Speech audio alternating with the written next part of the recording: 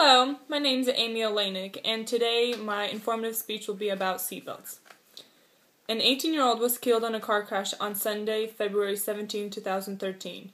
She was the only one in the car not wearing a seatbelt, and she was thrown from the back seat. She died on the scene around 11:15. A 15-year-old was killed in a car wreck on Saturday, February 16, 2013, after being thrown from the car. She also wasn't wearing her seatbelt. The two of the four Brunswick High School students in Ohio were killed in a car crash over the weekend. They also weren't wearing their seatbelts. What did these crashes all have in common? None of them were wearing their seatbelts. From the first car wreck I mentioned to the last wreck, all had some survivors because those people were wearing their seatbelt. According to the National Highway Traffic Safety Administration, there are about 43,000 people killed in fatal car accidents every year, and 63% of those car accidents 63% of those deaths happened because the people weren't wearing their seatbelts. 63%. This means that over half the people could have had a second chance at life if they had taken a couple seconds to put their seatbelt on. I used to get so annoyed with my parents when they would tell me to put my seatbelt on. After I got my license and got my own car, I never wore my seatbelt. The only thing that motivated me to put my seatbelt on was if I saw a cop driving by. I didn't want to get a ticket for not doing something so easy as putting my seatbelt on. A few days ago, I just found out that one of my friends died in a car wreck. She and her other three friends were driving home from Starbucks. The person driving was going too fast and lost control of the car. The car flipped a couple times and landed on the freeway. My friend was the only one not wearing a seatbelt. She was thrown out of the car and died on the scene. The other three people who were wearing their seatbelt had survived. It's so sad to think that just a couple seconds could have changed her entire life. I can't imagine how her family is taking this. She was so young and didn't get to live her life. Teenagers all around the world don't see the importance of buckling up. They have the highest percentage of wrecks because of how reckless most young drivers are.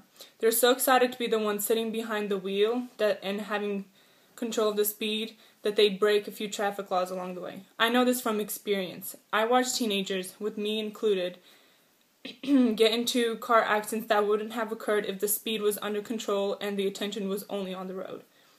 The accident I got into was minor. I was the only one in the car, but I wasn't wearing my seatbelt. I'm thankful to this day that it wasn't a bad wreck, because if it was, I wouldn't be here today. So many factors would have resolved if everyone wore their seatbelts at all times. Did you know that on average, the amount of money spent on helping patients in hospital care who weren't wearing their seatbelt is 50% higher than those who were wearing their seatbelt? National Highway Traffic Safety Administration stated that every American wastes about $580 a year on car accidents. We have over 6 billion people in this world, and 300 million of those people spend $580 each yearly. If you do the math, you will see that there is a lot of money lost on car accidents.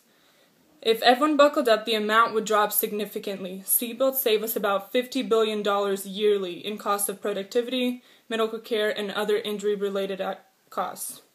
Thanks to NHTSA for gathering all the facts. They really helped us out. Not only did they show us that that seatbelts save lives, but they also save us a lot of money. Alma Cohen, who studied at Harvard University in the Department of Economics, stated that the leading cause of death for people between ages 5 and 32 is car accidents. In 1997, the government created a goal to bring the seatbelt usage up to 85%. Although they didn't reach this goal, they never gave up. In 2000, the federal government made the new goal up to 90%. They strongly recommended states to make more mandatory laws for wearing seatbelts. Some states made the tickets more expensive, so if you were caught not wearing a seatbelt, you had a bigger fine. Most people are starting to realize the importance of buckling up. Unfortunately, for other people, it is the matter of someone they know getting really hurt or dying for them to see how important it is to buckle up. I heard this one saying a few weeks ago, but I can't remember who said it. The phrase went something like this: the chances of someone dying from a snake bite is 1 out of 10 million, but the chances of someone dying from a car wreck is 1 out of 50. So why are people more afraid of snakes than cars? It is so true. Most of the time, snakes are afraid of you, but cars are just objects that were created by people. If we're the ones controlling them, we should be more careful about how we are on the road. We can't control the driver of the car in some cases, but we can better our chances of surviving a wreck if we buckled up. I lost one of my friends due to the lack of a seatbelt, and I'm sure that many more people have too. A couple seconds could have changed my friend's life, and she could have still been here with us, with her family and friends. They would not be in such pain right now. I hope this has taught everyone a valuable lesson. Seatbelts are and always should be mandatory, no matter what the case. It is never worth somebody's life. I just thought that you all should know that.